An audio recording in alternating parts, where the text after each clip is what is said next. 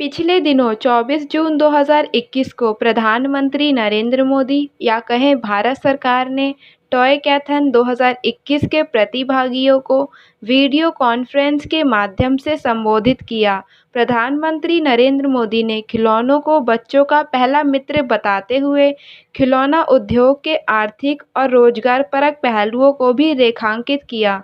बाजार में मुख्य रूप से दो तरह के खिलौने दिखते हैं। कुछ खिलौने ऐसे होते हैं जो बच्चों की मौज मस्ती का जरिया बनकर उन्हें खुशी देते हैं। वहीं दूसरी किस्म के खिलौने बच्चों को खुश करने के साथ साथ उनके मानसिक विकास में भी उपयोगी होते हैं। फिलहाल बाजार में लकड़ी, पत्थर, मिट्टी, प्लास्टिक और दूसरी कृत्रिम चीज़ों से बने परंपरागत खिलौनों के अलावा नई तकनीक की रंग-बिरंगी गुड़ियों से लेकर mechanical set, designer board games, puzzles, computer games, doll house, stuffed animal, robot और रिमोट कंट्रोल से चलने वाले खिलौने मुख्य रूप से प्रचलित हैं। वैश्विक खिलौना बाजार वर्तमान में करीब 100 अरब डॉलर का है। इसमें भारत की हिस्सेदारी मात्र 1.5 अरब डॉलर के आसपास ही है।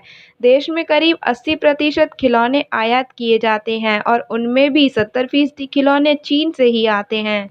ऐसे में भारत सरकार खिलौने के मोर्चे पर आत्मनिर्भरता और खिलौने के आयात पर व्यय हो रही विदेशी मुद्रा को बचाने के लिए रणनीतिक रूप से आगे बढ़ती हुई दिखाई दे रही है। इसीलिए ही भारत सरकार ने खिलौना उद्योग को 24 प्रमुख प्राथमिकता वाले सेक्टरों में स्थान दिया है और चीनी खिलौनों को हटाने की पूरी रणनीति बनाई है।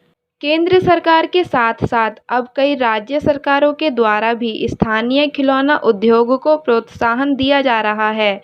इसी लक्ष्य की पूर्ति के लिए फरवरी 2020 में खिलौनों पर आयात शुल्क में 200% की बढ़ोतरी की गई है। वर्ष 2021-2022 के बजट में मेक इन इंडिया को मिले प्रोत्साहन से भी स्वदेशी खिलौना उद्योग को भी बढ़ावा मिलेगा।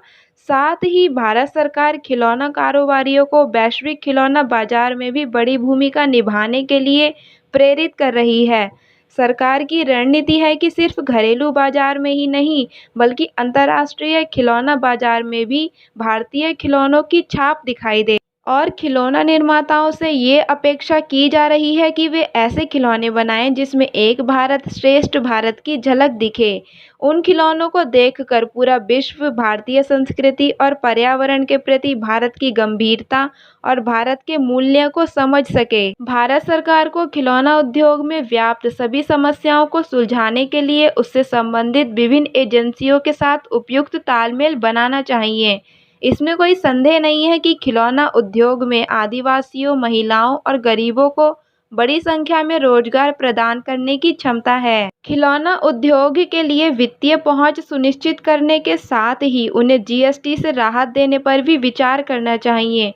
उम्मीद की जानी चाहिए कि सरकार भारत को खिलौनों का वैश्विक हब बनाने और उसके लिए वैश्विक बाजार में चीन को टक्कर देने की रणनीति के तहत देश में टॉय क्लस्टर को शीघ्र आकार देने की दिशा में तेजी से आगे बढ़ेगी।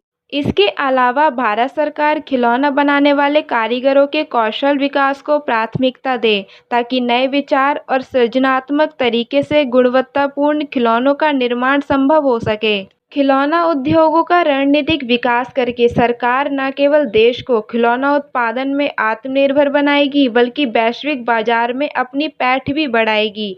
इसके निश्चित रूप से बहुआयामी लाभ होंगे। आपका क्या मानना है इस विषय के बारे में? अपनी राय कमेंट बॉक्स में ज़रूर लिखें।